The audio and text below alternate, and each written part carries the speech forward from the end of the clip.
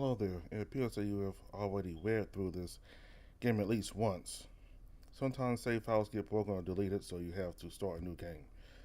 Luckily, you can now jump to certain points in the game. Be warned that certain things might not be play tested with this method, so don't be surprised if you run into an error. Would you like to skip to a certain point in the game? Okay then. At what point would you like to be taken to? Before you go, before you can go to that part of the game, I just need to ask two questions. What do you think of Lion? What do you think of Liam and Wyatt? All right, so and also pass. That locks you out of Vlad's route. And if you watch the early part of the game when you first meet Vlad, you know that he very much does not like them and they don't like him. So personally, I don't really care about them, but since we're going through Vlad's route, I'm pretty sure he very much has the opinion that he wants to stay away from them as much as possible. So I'm just gonna go with what Vlad would say and make this choice here. I see, I see. What do you want to name the protagonist? Okay, buddy, take you to the route select. After considering my options, I decided to.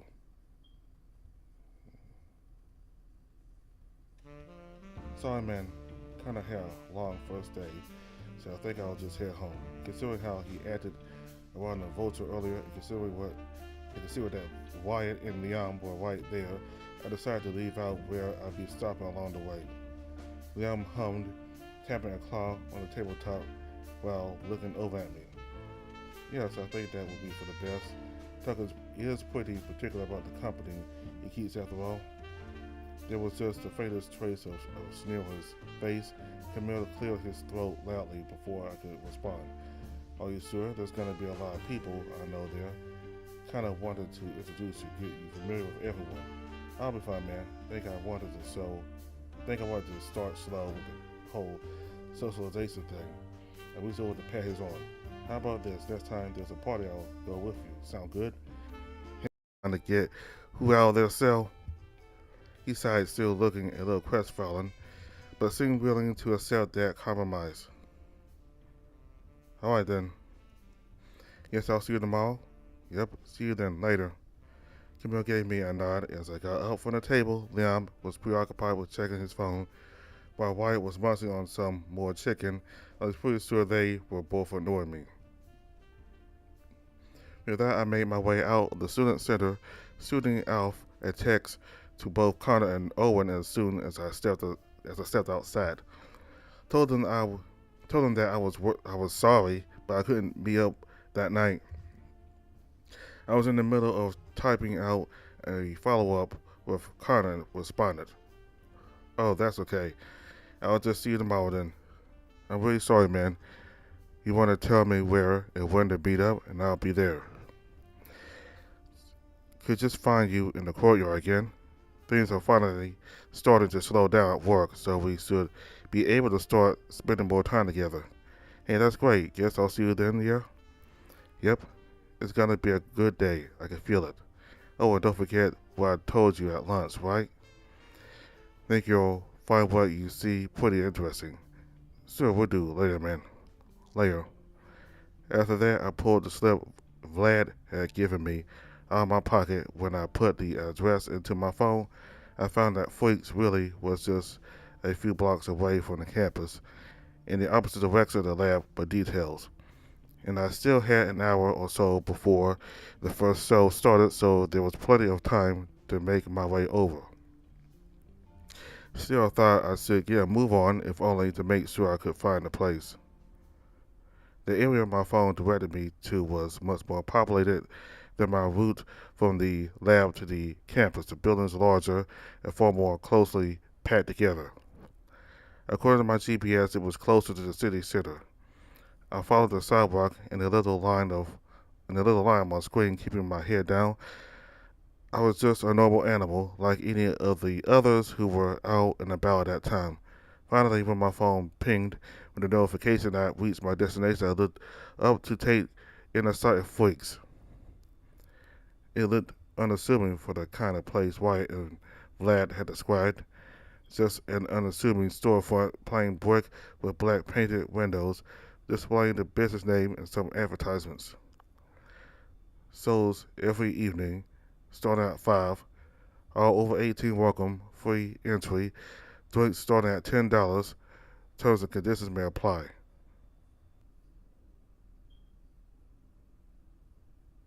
Dr. Abraham hadn't set aside any money for me to take during the day. I just sighed and shrugged to myself. At least I'd be able to poke my head in and check the place out.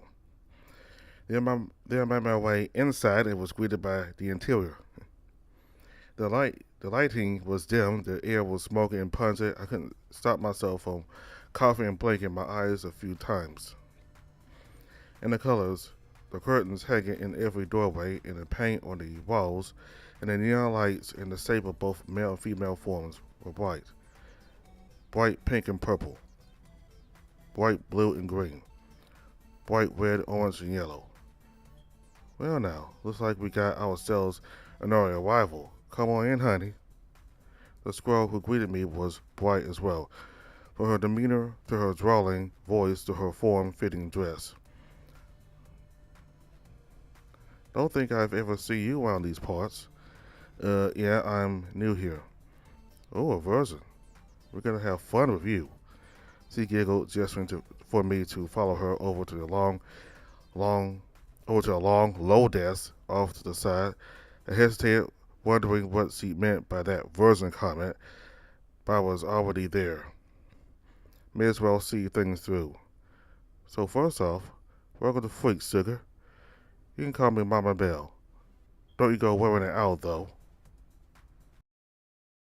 Let me tell you how things work around here, okay? The squirrel rifled through a trio of containers, pulling a wristband out of each one red, one yellow, one green. She laid them flat on the desktop, moving aside a pile of forms and flyers. Like it says outside, admission is free. So if you don't want any of the bells and whistles, you're gonna get one of these here bands to wear. She tapped a long, manicured pink painted nail on the red wristband. This means look, but don't touch. You keep your hands to yourself, and everyone else will keep theirs to themselves. Also means the most you're gonna get at the bar is a bottle of water. Oh, speaking of, mind if I take a peek at your ID real quick, honey? Sure. Now that Abraham was insistent that I always carry it with me, I pulled a small card out of my pocket and handed it to the squirrel.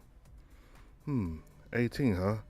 Well then, sorry to say, but it looks like your color's gonna be red for a good long while. She passed my ID back over, and as well as the red wristband. Okay, I guess. What about the others, though? Don't worry, I'm getting to those. Need to make sure you know the rules so you can play the game right. Yellow wristband means you're up to the party. Yellow wristband means you're up to party, but don't want to go too crazy. You can have a drink, get yourself nice and relaxed, and if you'd like to have some fun, another giggle. Well, what happens between consenting adults ain't none of our business. Good to know. And Green, that means anything goes, sugar, and I do mean anything. But that long pointy nail was suddenly right in front of your snout. You only get 2 drinks max at the bar. We don't need any trouble happening under our roof, understand? Yes, I understood. Good. A bright smile returned to the squirrel's face. You don't need to worry about none of that, though. You just get that little band on and head into the main room. Still gonna be a while before the show starts, but you're welcome to get yourself comfortable. She nodded in the direction of the doorway across the entrance, her sharp eyes staying locked on my hands until they secured the armband around my wrist. All right, thank you, Miss Mama Bell. Sure thing, hon. You have a good time now, you hear? The squirrel beamed and flipped her tail. I grunted out another thank you, then moved to pass her by and make my way into the main room. As I did, though, I couldn't help but pause to blink and sniff the air. That was that masculine scent coming from her? Something the matter, sugar? No, sorry. I cleared my throat and gave her a strange smile when the squirrel just answered with another giggle. I turned to enter the large, brightly lit hall up ahead. More colors everywhere, more neon signs in both male and female forms as well as sights far more suggestive, more smoke hanging heavy in the air, and more scents too. Males, females, perfume and sweat, and other aromas which scent serves of heat.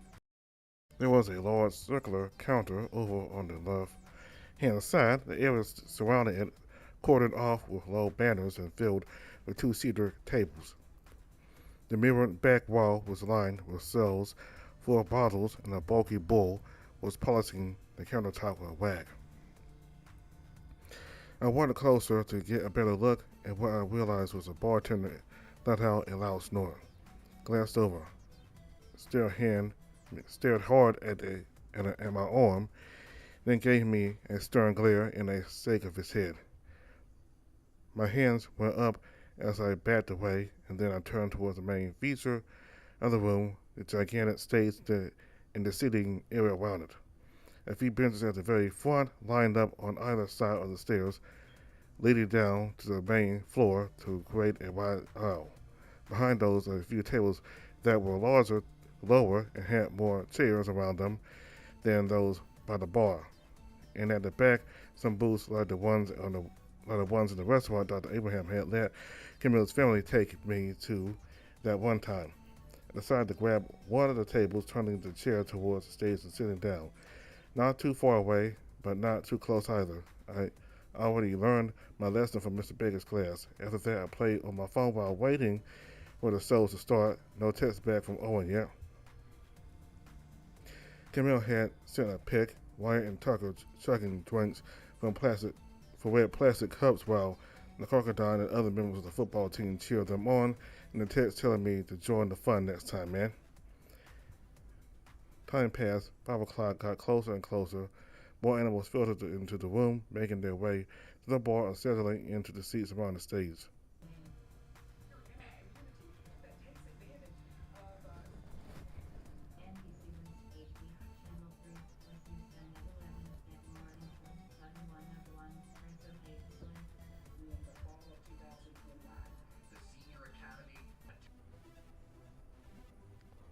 Males, females, their scents mixing, filling the air until I couldn't distinguish between the two anymore.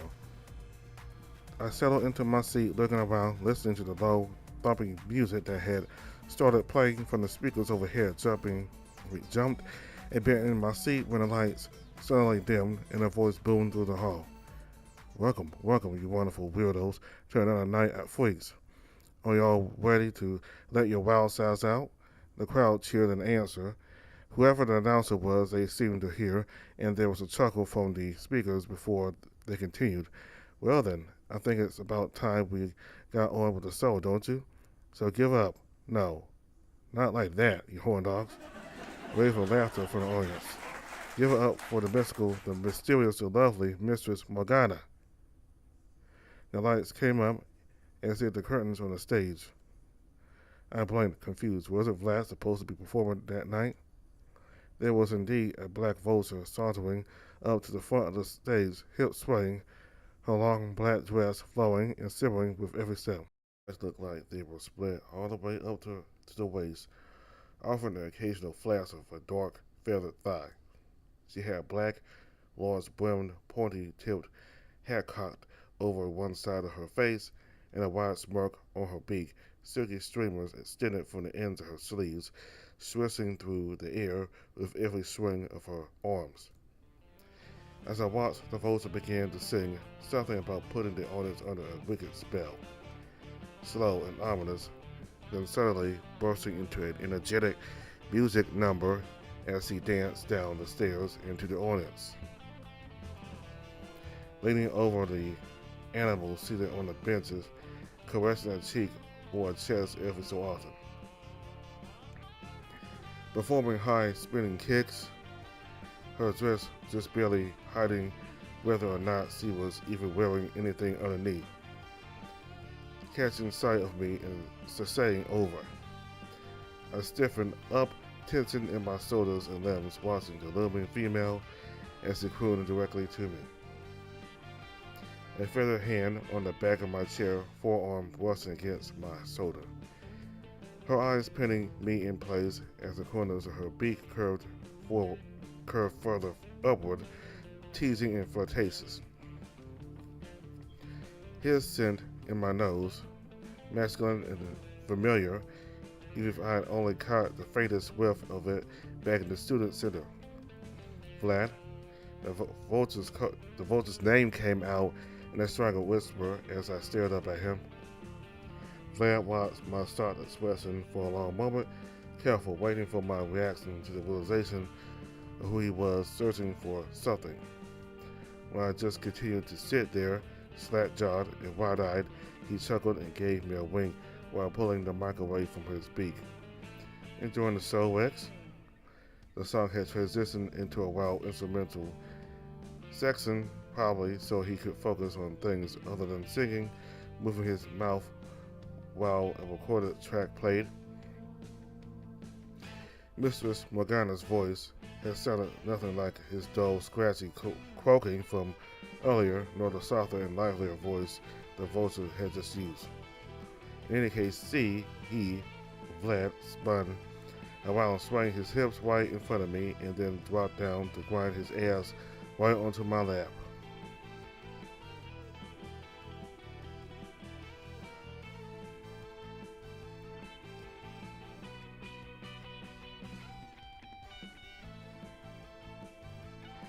Sought, unable to think about what was happening, just staring at the vulture, trying to process what I was seeing.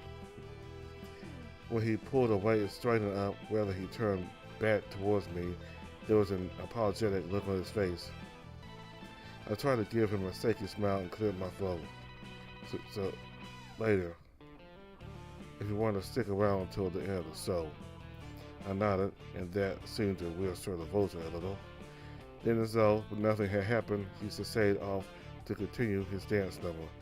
When that song ended, the vulture mounted the stage once more. It was joined by Mama Belle, the squirrel's tail bouncing and flicking as she waved to the audience. The two started up another song and dance number, building out their pure, strong, lifelong feelings of hatred for one another. But the lyrics were very suggestive, to say the least, and their movements were even more so. The pair twirling and dipping one another, their hips and thighs brushing together. Mama Belle pressing in close behind Mistress Morgana, the squirrel's hands on the vulture's sides, on the vulture's hips. Pulling the front panel of that slinky black dress aside, the squirrel's chin on the vulture's shoulder, the pair grinning to the audience together. I still couldn't tell whether or not Mistress Morgana was wearing anything under the dress. If the vulture was, then it was blending in with the black feathers around it. The crowd cheered and hooted at the sight. Regardless, then the pair spun away for one another and finished their song with some full-throated participation from members of the audience. They moved off stage while the curtain closed and the announcer's voice came over to the speaker once more. Enchanting and erotic. That's our Mistress Morgana. Though it looks like Mama Belle's getting this wicked spellcaster under her spell, eh? More laughter, more cheering and hooting and whooping. The next show will be in 30 minutes, folks, so relax and enjoy yourself. Ferdinand, over at the bar, has prepared a special cocktail for you green banners, so I do hope you've been patient. We here at Freaks love all you wonderful weirdos. Thank you so much for coming out tonight, folks. The lights came up, the audience members began to chat, to disperse, to make their way over to the bar and around the room. Mingling and laughing, having a good time. Hey. I flinched, surprised. Vlad had made his way back over to me, Still in that dress and hat and makeup of his. The seat taken? No, go ahead. He sat down across from me, folding his arms on the tabletop, fingers tapping a steady rhythm. So, what do you think?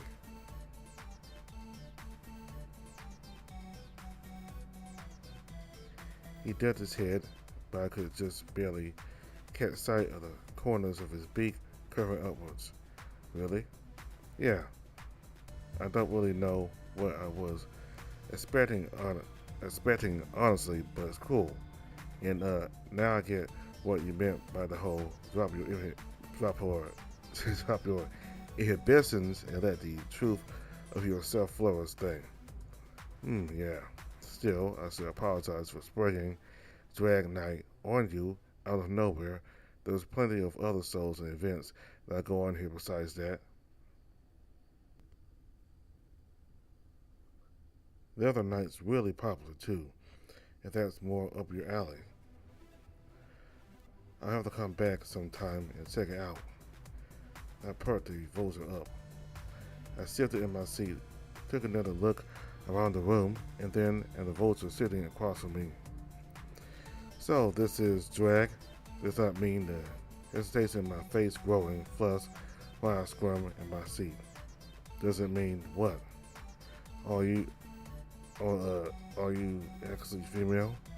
I thought you were, male, but wow. Okay, so he shifted as well, looking at my face, searching for something again. When he didn't seem to find it, he took in a deep breath and let it out in a slow, gusty sigh. First off, yes, I'm a guy. I just like dressing up like this when I perform on stage. It's like a character, a persona for when I'm singing and dancing. Like I'm an actor playing a role, but I'm playing a woman instead of a man. Oh, huh. I nodded, still confused, but following along. And second, you really shouldn't ask those kinds of questions, alright? Okay. I'm sorry. I ducked my head, ashamed at defending the Vulture in the way I had, even if I still didn't really get it. Seeing that, Vlad reached across the table to pat the back of my hand. It's fine, just something to keep in mind. Listen, I am glad that you decided to come and that all this didn't scare you off.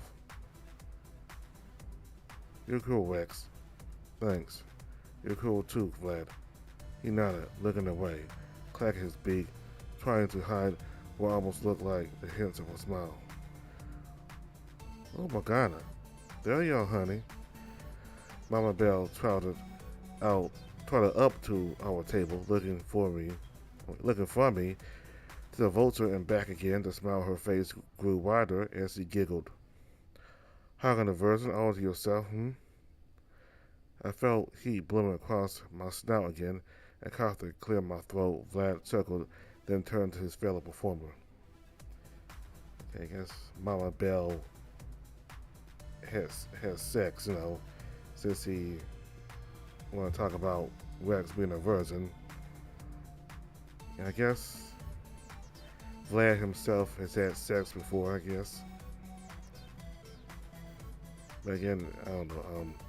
I don't know why they would call Rex a virgin if either of them hadn't done it before. They must have done it to the.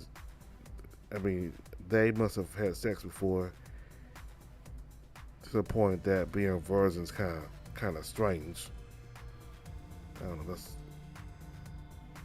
At least that's what they. By the way, they call Rex. Well, Mama Bell anyway. By the way, the Mama Bell called Wax a virgin. It seems like it's kind of the norm for people here not to be virgins, I guess. I think that people have sex in this place also. There's a Mama Bell herself said that what two consenting adults do in private is not his business, or not her business anyway.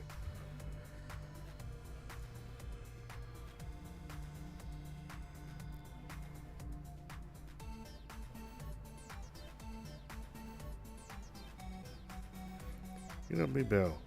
As soon as I find an innocent little morsel like Rex here, I just have to get them in my clutches. Oh, so you know each other? Vlad's Magana's, he's the one who invited me. I glanced over at the vulture. He just gave me a shrug in return, a fake smirk on his face, apparently enjoying watching me squirm. I see. Another giggle. Well then, I'm glad you came on over to check us out, sugar. Thank you, Miss, another glance Vlad's way. Is, she or he? The vulture glared and kicked my ankle. I winced and grunted those heels of his hurt. Mama Belle, meanwhile, let out a sigh and shook her head. Oh, honey, you really are a virgin, aren't you? In experience, I mean. Not just in that way. I couldn't do anything but hang my head and nod. I didn't even know animals did things like this until tonight, so. Sheltered, huh? Well then. C took a seat at a table, sitting primly and properly with her hands folded before her. Then his voice dropped into a lower, more masculine register and lost the drawl. Mama Belle's my stage name. When I'm off the clock, you can just call me Ryan. He chuckled. And yes, I'm a man. Well, it's not drag night, at least. Good to know. And I'm sorry. Apology accepted. You seem like a good kid, and you sound like you got your heart in the right place. You just need to do a little learning, is all. Just make sure to be more mindful of how you go about it, alright? We here at Freaks are accepting of all sorts, and we expect everyone under our roof to treat each other with the same courtesy and respect. Understood? Understood. Good. It was the squirrel's turn to reach over and pat my hand. A beaming smile on his face, his gaze warm, maybe a little teasing. So then, how do you enjoy the show? A wink and another chuckle. Looked like Morgana took a real sign to you during that first number, huh? What can I say? I was glad he decided to come. Yeah, I had fun.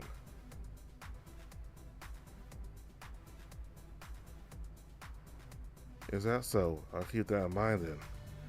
I really like watching you perform, Vlad. And you too, Ryan. Glad you enjoyed the show, Rex.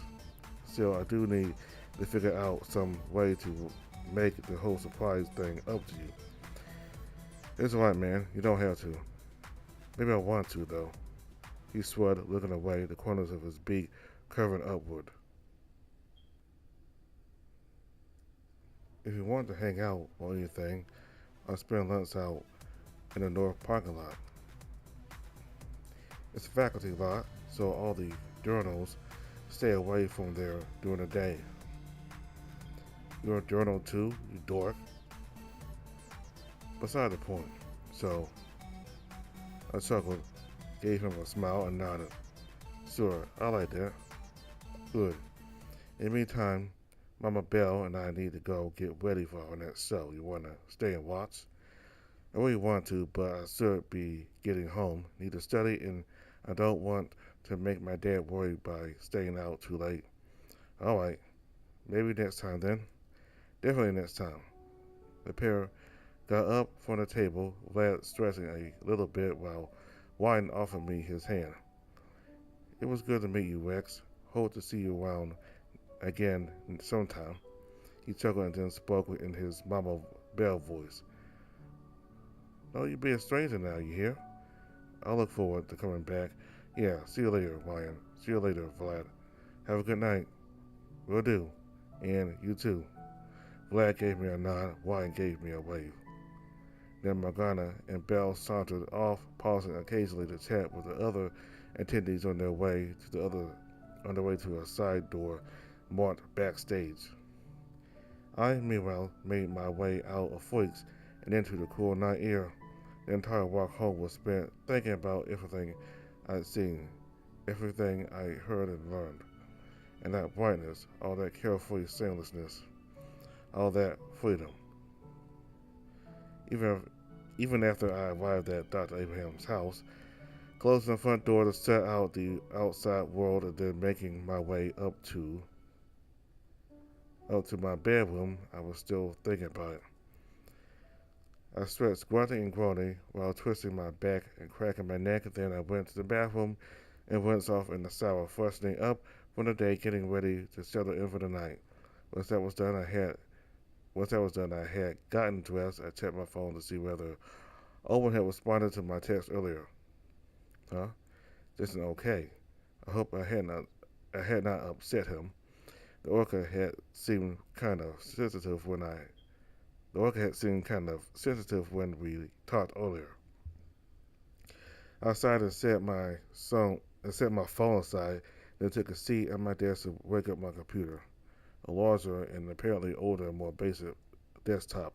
Dr. Abraham had decided it would be necessary for me to keep up with my education since I hadn't been cleared to attend school until that year. It was even connected to the lab's internet. I think I read this before.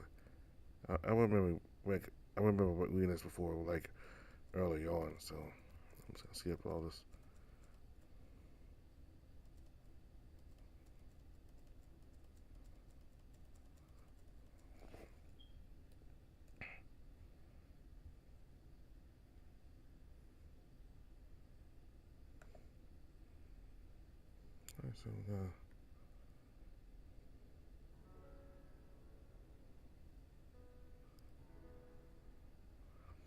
All right, so it's day one for Vlad, and we'll continue with his route next time. Or day two, which just came out. So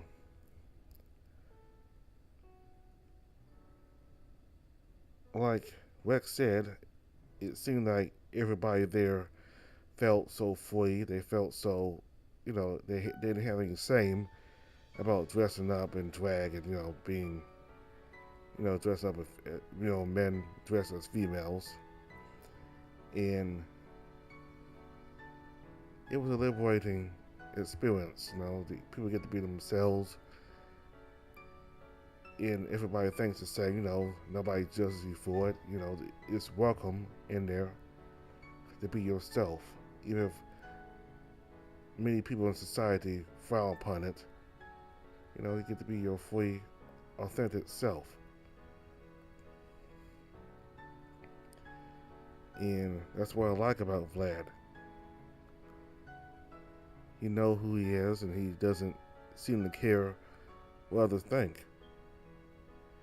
Because Wyatt and Liam, and probably Camille too a bit, they all look down on that. They think Vlad is weird, and they kind of don't want to be anywhere near him. They're kind of like the tough jock, macho male type of thinking. All of them do. Alright, so next time we'll begin day two for Vlad. So thank you all very much for watching. Goodbye.